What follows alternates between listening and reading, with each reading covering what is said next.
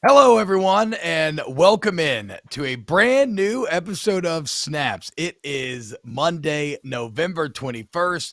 It is Thanksgiving. My producer, Ryan Brumley, has informed me that it is Takesgiving as well. So we will do our best to give thanks and give takes about all the latest news in college football. Now, if we seem a little distracted today, at the same time as this show, there is another sort of football going on as we are recording here at 1 p.m. Central, 2 p.m. Eastern. So quite literally, Aaron, as we start the show, Wales, USA, World Cup, USMNT back after 8 years. I got it on the sidebar. Very excited. Not going to talk about a ton. Maybe react something that happens, but, just super pumped up. Vibes are immaculate.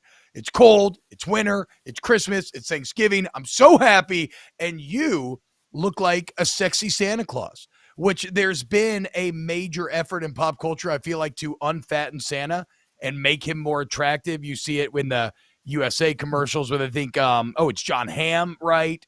There's the Kurt Russell Santa movies on Netflix. Aaron, you look like a hot Santa in that red sweater right there, dude. I'm a hot mess too right now. There's a piece of my hair that is just way too aggressive at the moment. So I have to fix that. Do you still have the tongs with you, or did you put those away? No, I put the tongs away, but my hair needs a little tonging right now to come down a little bit. There we go. For those that don't understand that reference, we had to watch Aaron deep throat his salad tongs during our AMP live show. I've never seen anything like it. Just licking him like it was vanilla ice cream. Unreal. It's been one of those days where it's like meeting after interview shows. I'm like, I got to get my food in, and during our pre-show, it's not on TV. It's just all audio. It's like, okay, I'm going to enjoy a salad while T-Bob goes on his rants. And instead, I'm getting judged heavily, unfortunately, for the way I eat my salad. So don't appreciate that, T-Bob. Very sensitive. I was just shocked. Brum's with me. It was hard not to react. It's like if somebody trips and falls in front of you, whatever. I couldn't help myself. It was legitimately unseemly. I thought I was on the screen, honestly. My face was here. So I'm surprised. I don't know how the issue was, Aaron, as someone who's been on television for as long as you have, you should know there's literally always a camera on you. For those who are just listening to the podcast and miss T-Bob pretending to be what I was about an hour ago, he does a great impression, because that is what I am the person, especially during the holiday season. I lick the bowl. I lick the plate. I finish every single crumb. I leave nothing to waste. So there was some And the thing about tongs with salad, because I love dressing, is when you mix the dressing with the tongs, the part of the salad that is on the tong usually has the most dressing on it. So like that to me is some really good real estate that I'm not going to leave behind. I want to make sure I eat that, get my protein, get my veggies, and put it in my belly. As a fat kid, I can appreciate different eating techniques. So absolutely. Now I haven't had too many with salad like that. Not that I'm opposed to salad. I like salad, but sure, I can understand where you're coming from there. I'm also obviously a kind of lick the plate clean person myself. The only thing I do that annoys the hell out of my wife is when I eat like a popsicle, right? Or like a fudge bar or something like that. I really like to enjoy it. I hate just biting it. And so I slurp on that thing. I'm like licking all over something. She makes me leave the room. Like she cannot handle it. But hey, but are you being funny? Are you trying to do a bit? Or are you No, I am not doing a bit. I like to enjoy it. Okay. So I don't want to bite it. I want to enjoy every kind of stroke, because just a little bit of the chocolate comes off, and so then you're getting a great taste, but then you have a lot more left to continue to lick. So T-Bob, what else do you enjoy? I enjoy college football, and I enjoy Turtle Box. Okay, I love Turtle Box audio, dude. I hate to say it, boys. The battery finally died after of like using it daily and not ever charging it once. The battery finally died when I was putting up Christmas decorations yesterday. But what your real takeaway from that should be is that this thing is incredible, man. It is the Bluetooth speaker. It's waterproof, completely waterproof. It is very sturdy, like well made in terms of bringing it around. So anybody who likes to be outside, hunt, fish, golf, whatever. Again, like I said, I'm putting up lights. I have it blast in. The neighbors are coming over. We're drinking beers. It's just a great time. It's really easy to sync up. In fact, if you buy two of them, you get stereo sound. It's turtleboxaudio.com, turtleboxaudio.com. Promo code SNAPS gets you $20 off and free shipping. I'm telling y'all, dude, and the battery life literally lasts hours and hours and hours and hours. It is fantastic. My bad. It sounds like chat. Maybe I got a little too aggressive with my licking noises there. Now you know how my wife feels, dude. You know what I'm saying? In more ways than one. Hey, yo. All right. Coming up on one way to make a baby. One way to make a baby. Yeah, by the way, we're still on baby watch. Aaron still has not had a baby. I know. Maybe tonight. Well, I have had one baby. This is just waiting for two baby. We're going to try an old wives' tale trick tonight if Miles doesn't come. What exactly is the trick, Aaron? Are you going to go fishing yourself? My mom literally keeps telling us, like I'm on the speaker on the phone with my mom yesterday. She says, Miles, how's Sharon feeling? I'm like, any minute now. She goes, Aaron, you know what you need to do? You know what you need to do? And I'm like, Mom, Sharon's on the phone. No. She can hear everything you're saying. I was like, Jesus. Did your mom tell you to bang the baby out of your wife? Your mom basically is telling you to bang the baby out? She wants her third grandchild. The woman wants her third grandchild. I can appreciate the sense of urgency to the thought of having 3 grandbabies on Thanksgiving on Thursday. So I'm not faulting the woman. I agree with her. It's going to be another 6 weeks. So might as well get it in one last time before I'm on the bench for a while. Which is your Jewish half of the family? My mom. So that explains. There you go. I knew it. I could smell from a mile away. It sounded like some old, excellent Jewish wisdom right there. Yeah, he's just got to bang the baby out. Congrats, Aaron. We'll continue to watch throughout the rest of the week. I guess we should talk some college football. And Aaron, if I look at a takeaway from this weekend, okay, the bottom line, BK told LSU this after one of the big wins in October. He said, look, October's for pretenders. November is for contenders. This is the time of year where people start to get weeded out. And here's the deal. A great team will not dominate every game, but a great team and a team deserving of the playoffs will find a way to win every single week, right? TCU finds a way against Baylor. Michigan finds a way against a really solid Illinois team. On a cold day in the UK, UGA did enough to get out of there with a dub. USC outscore UCLA. Clemson beats down Miami. So it's like there's multiple ways to get there, but a great team finds a way. And the thing about it is, even when you feel at your most comfortable, what we realized this weekend is you are never that far away from absolute disaster. I mean, look at this Tennessee team, minus 500 odds to make the playoffs. A sexy, overwhelming offense that features the deep ball, which we know chicks dig the deep ball. We all do. They've played in all the most watched games of the college football season. They had a legit Heisman candidate at quarterback. And now, Aaron, in 60 minutes of football, all of that disappeared. And it disappeared to Spencer Rattler throwing 6 touchdowns. A man who had thrown 8 on the entire year threw 6 in one game. So my takeaways are this. Here are my takeaways in saying all this. First off, okay, do not take winning for granted. When your team wins, be happy. You can critique, but if you win, bottom line, be happy. Secondly, appreciate the journey, okay, because the end can come way quicker than you realize. Tennessee is now in shambles.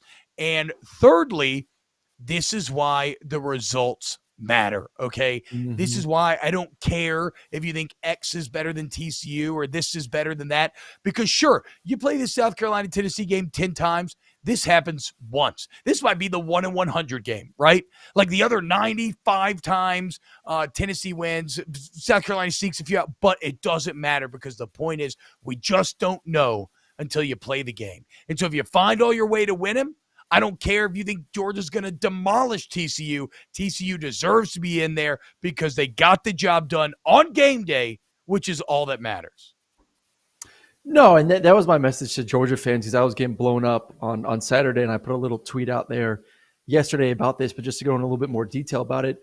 Right now, for these teams that have a shot to make it to the playoffs, style points don't matter. I think that's something, too, that November has kind of taught me a little bit. If you've gotten to November and you're in contention, throw the style points for the majority of the time. Throw the style points out the window because all that matters is can you just win football games at this point in the season? How healthy are you? How deep are you? And can you find ways to win? Because this is, as we've always talked about, this is when really the cream rises to the top. And once again, that was my message to the Georgia fans this past weekend was like, it doesn't matter that it was a close game. All that matters is Kirby knew what needed to be done to get to the W. Right now, you're not going to hold Georgia out of the playoffs. Right now, Georgia's not going to lose the number 1 spot in the country because they won a tighter than expected football game on the road versus Kentucky. No, they're the defending champs. They've had some of the best wins in the country. They will continue to be won. This weekend, if Ohio State beats Michigan by 1 point, Ohio State's going to be 2. If Michigan beats Ohio State by 1 point, they're going to be 2. If TCU wins by 1 point, they're probably going to be 3 or 4 still. Like, win and you're in. And the same thing can be said for USC and the Trojans. Just beat Notre Dame, most likely beat Oregon in the Pac-12 championship. You can win those games by a combined 2 points. But guess what? Because of everything going on right now, if you win, you are in. So throw out the style points, throw out the mentality of trying to, run up the score and figure, feel like you have to be Superman. You don't need that in November right now. So it was a wild weekend. It really was. I mean, we thought this was going to be a dry weekend, a boring weekend, and it was far from that. It was an exciting weekend from the first games at noon with TCU and Michigan to the 3:30 spot, to obviously that nighttime spot. And I do appreciate you not rubbing it in too hard on me live. But big news, though. We did get some big news on our early show. T-Bob has welcomed me back into the Petite Trojan Boy family. I have been welcomed back with open arms, which has been great. I strayed. I cheated. I walked away. I prayed for forgiveness. And T-Bob accepted me in. I appreciate that. It happens. And like I said on AMP, in the age of the transfer portal, far be it from me to deny a talented player a roster spot, right? Because you've made me a lot of money with your bets this year. I think I went 0-3 this weekend. Absolutely awful. The underplays that you do are fantastic. You are the one who first said to turn on the film for USC. So absolutely, you are welcome back with open arms. Forget about UCLA. Andy J says, T-Bob and Aaron, can you give me and Rocky Top some hope for the future? And let's be clear, I am sorry to all of our Tennessee brethren. It was it's just a brutal weekend, and I'm really sorry. I mean, early snip here, the football gods, okay? Why'd you have to do Hendon Hooker like that? Like, there was no need for that. It's the most brutal part of football. I hate it. I loathe it. He's worked his entire life to get to this moment. Now when he's on the edge of the NFL and everything he's ever worked for, that's going to happen. Non-contact ACL? Like, are you kidding me? It sucks. Your boy had that too. I mean, that was my senior night. Senior night. Me too. Oh, yeah. Senior night? Senior night for me. Senior night, I'd thrown 4 touchdowns. So I think it was beginning of the second quarter. I'd already thrown 4 touchdowns. I got in the headset with Bobo, and Bobo said, hey, by the way, we ain't benching you till you throw 8 touchdowns in this football game. So let's go have some fun. I was like, hell yeah, let's go. So it was a zone read, and I pulled it. Defensive end crashed. We were into a nub side, so 0-by-3 formation. So there's no corner, no one. So I break down the sideline, and it's me and the safety. And I'm just having one of those games. Like, nothing can go wrong. I'm about to juke the brakes off the safety. I'm going to embarrass him. I'm going to go score a touchdown. And my dumbass, unathletic self decided to cut back instead of running out of bounds. Boop, there goes my ACL. I stayed in a couple more series, trying to gut it out like a jackass before I couldn't do anymore. But that was one of the for me, there wasn't the thought of making the playoffs like Tennessee had. So I'm sure that was running through his mind. But for me, I had 2 games left. This was going to be 2 more games, then get ready for the NFL. And I'm in the locker room, bawling my eyes out, screaming, why now? Why now? I've played 4 years as a starting quarterback at Georgia. I've literally given everything. Now I'm ready to take that next step in my life to, get ready for the NFL. And of all times in the season, end of the season, second last game, I tear my ACL. So I mean, that's all running through your mind. Man, am I going to be? I'm not going to be able to do the Senior Bowl. I'm not going to be able to do the combine. Wasn't really able to do a full pro day. So yeah, it sucks. Timing sucks. It's unfortunate for him, but I still think, man, what he's put on tape this year, he's going to be a first round, if not second round quarterback taken in next year's draft. Yeah, I mean, look, we got a lot of Saints fans around here that would love to see if he could potentially follow the Saints with no first-round pick. So that's crazy, man. Now, I don't have the timing thing, but I, too, had a non-contact ACL. It was at the beginning of my career, though. I was covering a punt. I thought I was about to light this dude up, dude. I thought I was about to, force a fumble and Williams-Brice be a hero. He put one move on me, and my knee exploded. He just did one little cut. I tried to match him, and it just felt like a bomb went off in my knee. Very unathletic. Very, very bad. So, look, okay, back to Andy J's question. Give Rocky Top hope for the future. Here's my deal. You have to try to separate what your expectations became from what the actual results are, because you had suddenly become a playoff team. So when you fall short of that, that hurts desperately badly. But if you look to where you were at the beginning of the year, where it's been an awful 14 years, you had never beaten Alabama. You had won about 33% of your SEC games over that 14-year period. Kentucky was better than you. Florida was better than you. Everybody to rise in the way that you have is still a huge building block for the future. And that's the thing. As much as it was about this year for Tennessee, you have to hope that it's about more than this year, that this is not the exception, that this is the rule, and that Heupel can now recruit off of this, bring in talent. And it does feel like Neyland has been reawakened. So I think the future still looks bright, but certainly dealing with the pain of these elevated and then missed expectations really hurts.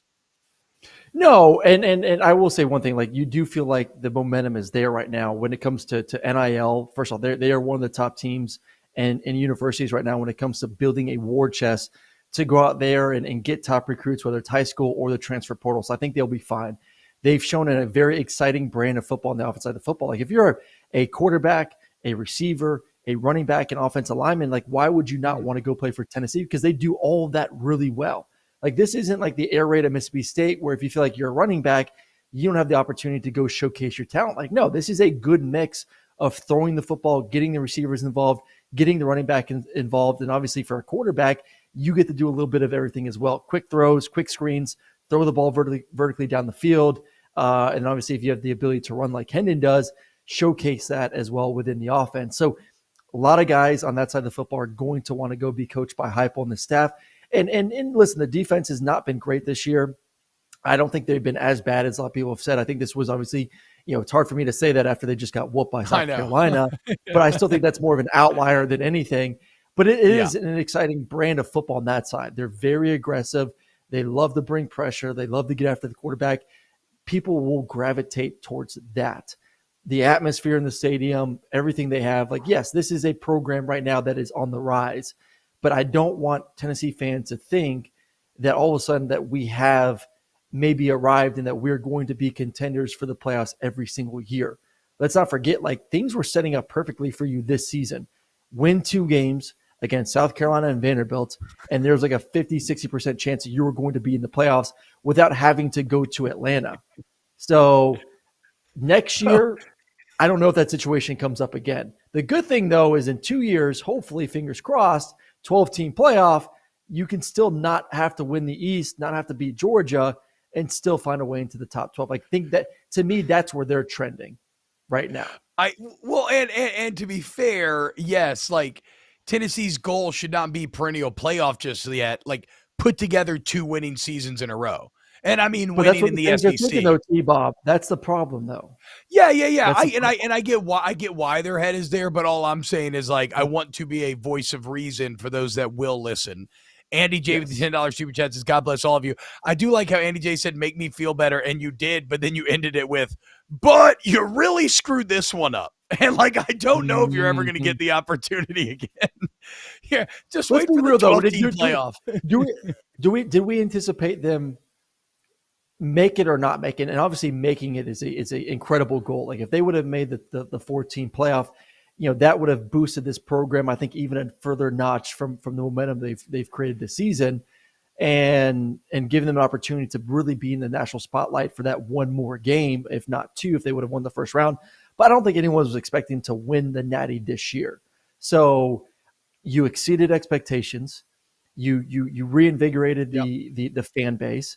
You've generated a ton of buzz, and I think you have separated yourself a little bit from the rest of the teams in the SEC East, excluding Georgia. Like, I think there is now a gap between Tennessee and Kentucky. Fair. I think there's a gap. Yeah. I still think, besides what happened this week, I still think Tennessee is still a little bit ahead of where South Carolina is when it comes to being able to be more competitive going forward. Watch out for Vandy, though. What you guys want a little light breaking news? Yeah, what we got? According to 247, Deion Sanders is in talks with Colorado and South Florida about the head coaching job. Why, though? Has not would he go to either one of talked those to jobs? Auburn yet. Why would he go to, especially South Florida? I mean, come on, Deion. You're going to tell me you're going to leave. But Deion's yeah, go ahead, Aaron. Well, I'm just saying, like, the reason Deion, one of the main driving points for him becoming a head coach was to go shed a spotlight on the HBCUs. Like, go there, bring a lot of attention. He's done a great job. The facility upgrades that he's been able to give there, bringing game day, 60 minutes, all of that. I mean, he has just been kick ass with shining that spotlight. So if you're going to leave that and you're going to leave your mission, why the hell would you go to USF? And I'm a Tampa boy. Why would you go non-Power 5? And I really don't get Colorado either. Like, if you're not going to get the Auburn job, maybe the Ole Miss job opens. Maybe you have an opportunity at that one. Like, if I'm him, I would rather buy my time for another year or two. Even Georgia Tech.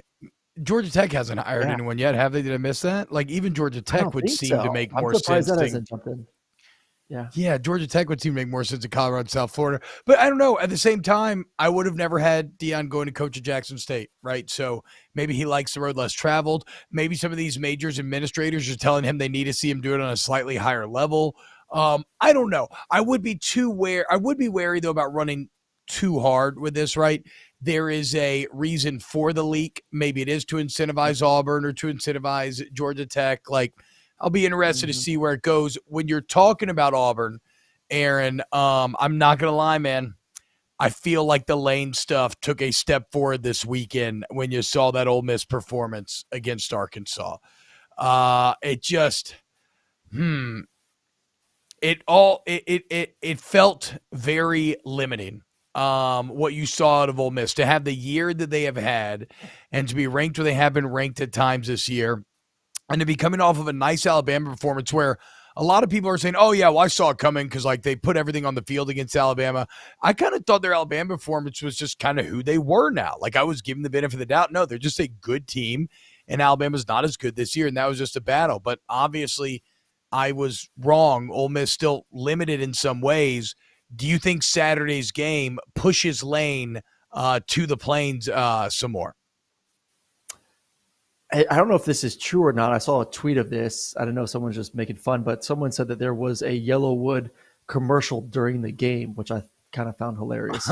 I mean, that guy loves college football to the extent where him doing an ad buy specifically for the game, like if he can actually do that, I don't know about how that works. Brum will probably know better, but that is not beyond the realm of comprehension at all, for sure. No, I still think it's number one. And obviously this Deion news kind of makes it seem like, maybe that's not there. I have heard, there's two guys right now that if it's not Deion, it's Lane or Hugh Freeze. And from what I've heard is, Hugh has been given the blessing from the commissioner there in the SEC, Greg Sankey, that, hey, we will look past all your past transgressions. If you want to hire Hugh Freeze, you can bring him back into this conference. So I do think Hugh Freeze is legitimately on the table, and there isn't anything blocking it other than maybe Auburn just saying, hey, we would rather go to our first or second option before we get to Hugh Freeze. I'm with you. Like, I fully expect, like, in my gut right now, that come Friday, come after the Egg Bowl, Ole Miss versus Mississippi State, which will be on Thanksgiving Thursday night, after that game, we will hear some sort of announcement on Friday saying Lane Kiffin, new head coach there at Auburn. And then that way, Saturday during the Auburn-Alabama game, all the announcers, I don't know what channel the game is going to be on, all they're going to be talking about is Lane Kiffin, Lane Kiffin, Lane Kiffin, Lane Kiffin, and it's going to be on the minds of every recruit. You know what channel the Iron Bowl's on? Former CBS employee? CBS? Yeah, but it's not a great game this year, so I didn't know if they're going to. Oh, I thought they were taking Georgia Tech. Color me shocked. More on Georgia Tech a bit later in the show. Sham of a rivalry. What? Don't give me that look. Well, look, you'll have your chance to defend it. I don't want to go there yet. I don't want to go there. You'll have your chance to defend your awful sham rivalry. It is the best game. It is the best game of the weekend, which is sad for the SEC. Like, it's a crappy slate of games. Like conference, like within the conference. Yes, games. It's a bit ironic that obviously the LSU A&M game was just bleh. Well, Vanderbilt is going to end with more wins than A&M will have if LSU avoids like a Tennessee sort of meltdown. Shout out to Clark Lee again. We'll get Vandy's going to end up with more wins regardless because they're going to beat Tennessee this weekend. So it doesn't really matter what happens. In that hey, Brum, what does that do for your Takesgiving? Do you want to expound upon that as you dump some delicious Takesgiving stuffing onto the table, Aaron Murray? Why do you think Vanderbilt is going to beat Tennessee on Saturday? They have something to play for. Tennessee right now, you don't. There's just this week that I'm gonna lay out this scenario, which is all happening at the moment. You just lost to South Carolina. You got embarrassed. You lost out an opportunity to make the playoffs because that's all we've been talking about. Like, hey, Tennessee is a clear path. And the dudes in the locker room are saying the same thing. Like they're not shying away from them. They're not idiots. They see what's going on SportsCenter. They're watching snaps. They see us talking about, hey, Tennessee has an easy path to get to the Final Four, and you lost that opportunity. Then on top of that, as we just talked about, you lost your starting quarterback, a guy that was a Heisman finalist, regardless of how the season ended. Hendon Hooker was probably going to be there in New York. So those are two things that are down the drain. Now you get your backup quarterback in, who I like, but still it's going to be his first game starting in 2 years since the beginning of last season. So you kind of expect the offense to maybe not be as dominant as they've been. You got Thanksgiving this week, which is another distraction. And then you're playing on the road versus Vanderbilt. And Vanderbilt, they've won the last two games. They beat Kentucky. They beat Florida. but still the mindset for Tennessee players it's still Vandy. Like they're not 100% focused on, we need to really ramp up this week of practice to get ready for the Commodores. Like, no. We'll get it right. We'll beat Vandy. It's all good. So I think all of that mentality-wise, to me, is really leaning towards Vanderbilt making this an extremely competitive game, a close game. And then Vanderbilt, too, they want to go bowling. This is a team that is no joke right now. Like, and for Tennessee, with how bad they've been playing defensively and for how great Vanderbilt's quarterback is playing, especially running the football, I would not be surprised that this could be a 4-quarter battle and Vanderbilt finds a way to possibly win the game there late. There you go, dude. Andy J wants his $10 super chat back. He has decided. Hey, Brum, could you get for Snips and Snaps later? I hate to do this live, but I forgot to do it before the show. If you can get the picture of the Texas A&M stands after halftime, that would be fantastic and not as big of a deal. But if you can get the picture of me hanging lights, that would also be fantastic. Rob D says, I'm ready for the SC championship game. I will be in rare form calling the dogs all night in the bins. Weirdos sitting here. I mean, like, hey, why don't you just call somebody Tiger Bait like a man? Bark with your chest. That's what. If I didn't know you, if I just looked at you visually, that is the bark that I would ascribe you. Hey, what is Auburn? What does Auburn give? Because we've seen some crazy contracts. Like, I don't know if you saw it up. Like, we did because we were texting about it. Bob Stoops gets a contract extension from Kentucky. It was done before the Vanderbilt game, but since the Vanderbilt game, you lost to Vandy and you lost to Georgia, and he's going to get $8-9 million a year. Going to get paid more than Coach Cal to what I believe is going to be a team that's going to be a 7-win team going forward, maybe 8-win team. Like what a great life. You coach a football team that wins 7-8 games and you're making $8-9 million. I mean, just until 2030. So that being said, with that amount of money, if Lane is going to be the guy, and we already know, Ole Miss has supposedly offered him a new contract there. Where is Lane going to end up on Friday if he's announced as the new head coach for Auburn? 10 million, 11 million? 100. 10 years, 10. Yeah, I mean, got to be right, bro, because isn't it rumored, I don't know how confirmed it is, but there are rumors that Ole Miss has offered him a top 10 contract in the country, right? Correct. And if Mel Tucker's making $9, if I'm Lane's agent, I'm getting more than Mel Tucker. You have, the Stoops thing bumps you up. Also, if I'm Coach Cal, I'm immediately on the phone with Kentucky leadership. Oh, yeah. Now, I don't know what the economics are. They just got their ass kicked last night, though. Yeah, I know, but still, like Kentucky's at least relevant championship-wise in basketball every year. But like, I guess it's weird because maybe that means that the economics of football, it's such as those 8 or 9 wins mean more than what the basketball team has done. I can't really fathom that. But early snip, these ADs. Why are you extending Stoops in the middle of the year? Like, is he insecure about his job? Like, is he feeling that bad? Like, you don't need to give a vote of confidence. You don't need to extend him. Just sit tight. Just chill. You're trying to be the smartest person in the world. Like, he's doing so bad that it's time to pay him like he's done good. Like, it just makes, you know what that leads to?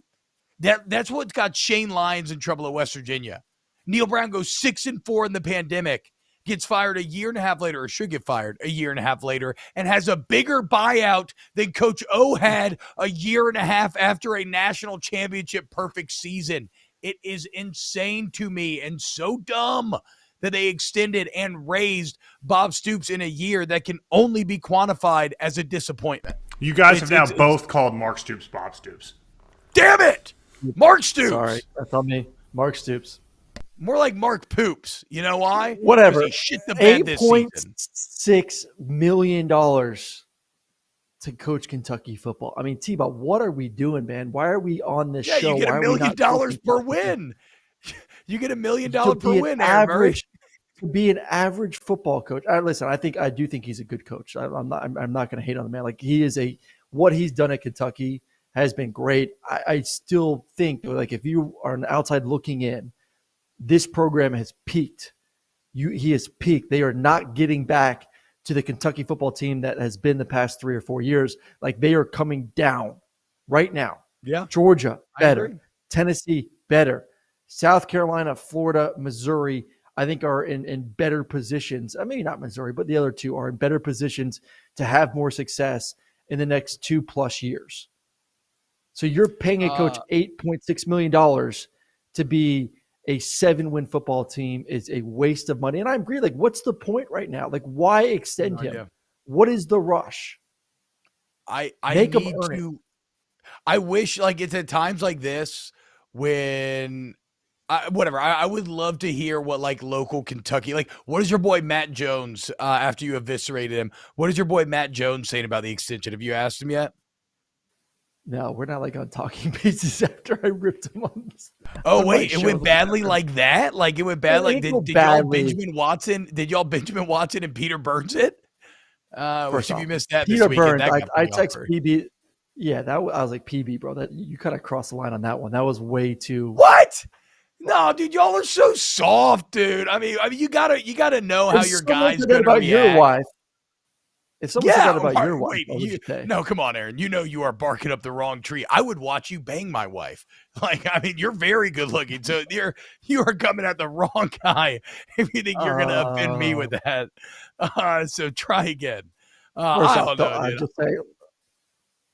I think PB went a little bit overboard there in that one. I think that was a little bit too aggressive. Yes. Wow. Okay, dude. I guess, dude.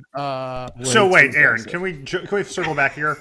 So like, you really think it's like that much of a character offense to be like, your wife texted me? Because that's what Peter Burns said. Yeah.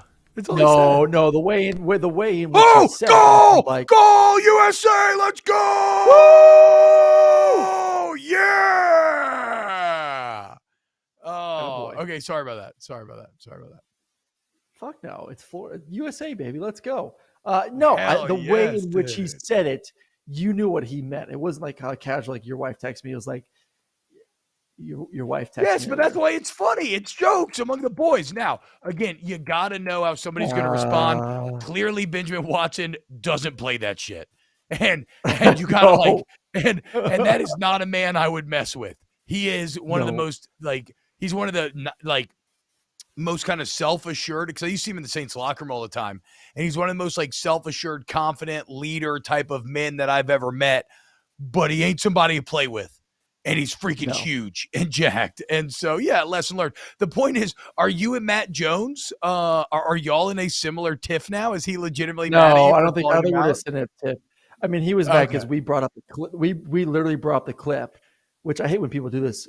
When he was on our show 2 months ago, he gets on and says, so, we know Georgia and Ohio State and Michigan are the top 3 teams in the country.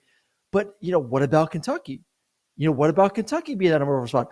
I'm not saying Kentucky is not going to lose 4 or 5 games, but why isn't Kentucky considered 4? I'm like, you can't talk out of both sides of your mouth here. Like, make a decision. Are they either the number 4 team in your mind, or are they a 4 or 5 loss team? Like, I could say that about every team in the country. I could say, oh, this team could win. You said it last week. This team could be a playoff team, or they can't be. I don't know. Like, no, bullshit. Make a decision, Matt. And I kind of called him out on that, and he was not happy that, like, I brought him on my show to essentially diss him. I'm like, well, you came on my show and dissed me 2 months ago, so, bring it. Let's go. It's important to always remember the rules of take engagement. I think that's the good way of ending this conversation. Yes. It's like, no matter what dynamic you are, you have to know the rules. Ooh, I was going to say that we should end this conversation by starting some beef, get a little juice, a little heat. You know what I'm saying? Like, who's a college football podcast that we could start some beef with out there? I mean, the obvious answer is McElroy, but he's too nice. No, dude, I'll definitely beat the hell out of McElroy. I'll let Aaron beat the hell out of McElroy. What's his name? Was getting after Clapp this weekend. Yeah, let's go after Clapp because he was coming after LSU for playing UAB. Hey, say it in my face, JK, Joel Clapp. What does the JK stand for? Joker? Because that's what it is when I see you. Get the hell out of here, Joel Clapp. The thing is, like, let's not bitch about Michigan playing 4 essentially preseason games and being able to have a legitimate quarterback competition for the first month of the season. Like, let's not fault them for that. But, he is just so anti-SEC is a complete joke every time he bitches and moans on Fox. I'm like, Joel, just stop crying. Like, what more do you want? LSU lost to FSU. The best player. Yeah, we think LSU played FSU as Michigan is playing, teams that they Hawaii. can rotate quarterbacks like Hawaii. Like, and his reasoning, well, it's fine what you do in the first month of the season. I want to see great competition towards the end. My thing is, what does it matter? Because you can still lose games either or. And that loss to Florida State still can keep LSU out of the playoffs. So I'm sure LSU would have said, I would have much rather played a Hawaii week 1 and guaranteed to win, as we have a brand new coach and coaching staff and new quarterback and new this and new that as we work out the kinks. No, we're going to man up first week of the season and say, we want to play ball right now. So I will agree. I would much prefer 9 conference games for everyone. I do agree with you. Yes, 100%. Let's create some uniformity there. I think every major conference, every Power 5 should play 9 conference games, but you can't just ignore the fact that some teams play cupcake games in the first half of the season and others choose to put one of them in November. Like, no, let's not go there, Klatt. Brum, did we successfully start beef? Can you? I think we did. This gets to him. I love it. Yeah, let's go, dude. All right, so we got a hard out 9 minutes here. Quickly, Aaron, can USC, after the big win this Saturday, you're back on the Petit Trojan boys, can USC hang with the best teams in the nation? No. No, they can't. I'm torn because I love their offense. Okay, here's my take. And you're the one that told me that. You know this. Okay, yes. Football is a quarterback game, okay? Yes, Aaron Murray told you on Saturday that Caleb Williams is the best quarterback in the country. And in my opinion, best player in the country. So in my opinion, if you have the best quarterback, and I'm saying quarterback here because of how they affect football itself. If you have the best quarterback, you will always at least have a puncher's chance. It's like a Vince Young or a Cam Newton. Now, it's not a great chance. Like, their dog crap defense will hold them back and will probably lose them the major game they need to win. But you will at least have a chance. Like, it's not like Michigan, who I feel really badly about because they're so limited at such an important position. Like, you will at least have a chance because of how good Caleb Williams is. No, I agree. I'll take it back. Look, they do have a chance. Anytime you have a quarterback like that, and it's not just him, man. The receivers, the talent. I mean, Jordan Addison is an absolute beast. I mean, look at last year, Georgia versus Alabama. You know, the first game, the SEC championship game, Alabama dominated. Why? Because they had the Heisman winning quarterback, and in my opinion, they had the best receiver in the country. Fast forward to national championship, the thing that caused Alabama to really not be, make the game as close or possibly win it is because they didn't have that receiver because he went down with an injury there in the first half. So yes, if you have Caleb and you have Jordan Addison, who's one of the best receivers in the country, the guy that won the award for being the best receiver in the country last season, you have an opportunity to win every game in your counter. The difference between USC and Alabama last year is the defense. So like Alabama wasn't a great defense last year, but it was still a good defense. USC is on the whole other end of the spectrum. Like they are a bad defense. This is a defense that you can literally line up and just run the football, milk the clock, and just wear them down. Like if they played Michigan, Michigan would wear them down. If they played Georgia, Georgia would wear them down. The thing would be is Caleb would just have to have a Heisman moment each and every single game. So you're literally telling Caleb, you got to go out there and you can't throw interceptions. You got to score 3 or 4 touchdowns, and you got to be Superman. And from what I've seen this year, he can do that. There is no doubt in my mind that Caleb Williams can be Superman against Notre Dame, against Oregon, against Michigan, against Georgia, against Ohio State, or anyone else left on their schedule if they do make the playoffs. So, yes, I will give them a fighter's chance. They can make those games interesting. He is just that damn good. I agree. And now to your original point about feeling like no, I think the problem is that it does make them one-dimensional, right? You've seen TCU win in about every single way possible. You've seen Georgia win in multiple different ways. Ohio State, like the great teams kind of find a way, whereas if Caleb Williams is off, you're dead in the water. Snips and snaps. Aaron, you want to start? What you got?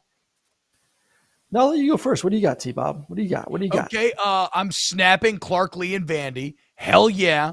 26 losses in a row now, 2 SEC wins in a row, probably going to end up with more SEC wins at Texas A&M, and I'm snipping the referees in the LSU, in the Vandy, Florida game. I know that no one cares, but they literally gave Florida an extra play to throw into the end zone, and it infuriates me to no end that there are no protections in place to stop one of the most obvious errors I've ever seen. We don't need to linger on it, but it pissed me off. What you got? All right, my first snip goes to the Miami Hurricanes offense. 98 total yards. Who are they, the Jets? Oh, yeah. That quarterback needs a snip too. It was like, essentially. No, him answering no. Pathetic. Yeah, dude. shit on his defense. Didn't even get 100 yards. Is quite embarrassing. And now all of a sudden Miami will be fighting for their postseason dreams against Pittsburgh this weekend. Doubt that is going to happen. Miami, down the tubes. Snap goes to rivalry weekend. It's going to be a hell of a weekend. Yeah. Hopefully it is. We weren't expecting a big weekend this past weekend. We got a big weekend. So I'm hoping that this weekend where we're expecting some fireworks, that we actually get him. And I do think we will. I think the game on Thursday night between Mississippi State and Ole Miss is going to be awesome to watch. NC State, North Carolina is going to be great. The battle for Florida State Friday night, I think is going to be a great game. I think Florida State wins it. And that's a big snap to them too. There's another snap. Florida State getting to 9 wins this season with Coach Norvell there. You got a quarterback. He's coming back next year. That's going to be a really good Florida State team next season in the ACC. Obviously, Michigan, Ohio State, South Carolina versus Clemson now all of a sudden has some juice. That's going to be a great football game. Auburn, Alabama, I think is going to be interesting with how those guys are fighting for Cadillac right now. Oregon State, Tennessee, Vanderbilt, which I talked about, and then Notre Dame, USC to finish it up there on prime time on Saturday night. So it's going to be a terrific weekend of football, and we'll be breaking it down here all week on Snaps. I agree. Okay, real quick here. I'm snipping the UGA Georgia Tech rivalry. Okay, on rivalry weekend, it's the most garbage of the bunch. It used to be tight. It used to be competitive. Now it's just sad. And look, I understand how this happens. Rivalries ebbs and flows, and it's in an ebb right now. But it doesn't protect you from getting snipped. And also, I don't know, Aaron. I grew up in Georgia. I knew one Georgia Tech fan my entire life. That is not exaggeration. I met one Georgia Tech fan. Shout out to Jim Licata, one of my favorite people. The only Georgia Tech fan I knew my entire life. I'm snipping it. It's just a broken game, and I see no world in which Georgia Tech gets good enough to be competitive again, ever again. All right, my last snip goes to a game, another rivalry game, but one that occurred this past weekend. You gave the stat before the game last week on the show. Oklahoma State, Bedlam was just awful to watch. Oklahoma came out 28-0 in the first quarter and then didn't score the rest of the way. Spencer Sanders threw 4 interceptions. The punter for Oklahoma, big shout out, snap Michael Turk and his new fiance Grace. Michael, you knew he was going to propose after the game. 11 punts, 49-yard average, longest 67, 3 inside the 20. You knew my man was feeling those extra juices, knowing that he was about to make a big decision after the game, proposing to his now fiance. So snap to him, snip to this rivalry, which is, as we talked about, very one-sided. And damn, was it god-awful to watch this past weekend between those two not-so-good football teams in the Big 12. Yeah, that is actually worse than Georgia Tech. So I stand corrected. I'm glad that Bedlam is dying. All right, we have more, but we got all week to get these snips and stuff. Thank you. Okay, Brum, thank you. I didn't know if you had to go. This is the Texas A&M Stadium after half against UMass when the offense struggled to even put up 20. Dude, it just rained though, T-Bob. No, I know. I'm not blaming the fans. No, I'm not blaming the fans, but at the same time, if they were better, there would be a better crowd there. And Aaron, we know how cultish these guys are. Do you know how bad you have to be to get that stadium there? Like, watch what that stadium's going to look like against LSU on Saturday. It's going to be freaking electric. It's going to be amazing. Nope. That's hilarious, especially when they announce an attendance of 90,000. Oh, and there it is, their final snap of the day. Me putting up Christmas lights, zoom in on the face, look very confident. I'm about 20 feet up. But when you go from the face to the ass, Aaron, you can see I'm very clearly freaking out a little bit, right? Confident smile, it's kind of undercut by my conspicuously clenched ass cheeks. I did not want to fall off that ladder and break a femur. Yeah, the issue is those tiny ass hands of yours. If you start to slip, it's hard to grip on. So you'd be donezo, T-Bob. Same size hands. You know what? I think I might do it this year. The thing where you put the thing in the ground and it shoots lights onto your house, so you don't have to go. No. Whoa. Time. That's in addition to light bulbs on the house. You can't do the lights around. Just that. I'll put light bulbs around like bushes and the railing up to the house, but like I'm not getting on a ladder on top of my house. That ain't happening. What? Okay, we got to go. I could argue about this all day. We'll pick this up later in the week. Ryan Brumley, huge thank you to you, our excellent producer, as well as Paul Farrington, Pat Gunter. We love you. My boy Danny Cardenas getting us right. Huge thank you to Aaron Murray. You already know, if you're in the chat, that we love you. We love hanging out with y'all every single day. Thank you all for helping to grow the show. Please, if you listen to it on pods, rate and review and share it. Like and subscribe to this channel. That also helps, right? And thank you to FanDuel. Promo code SNAPS when you sign up.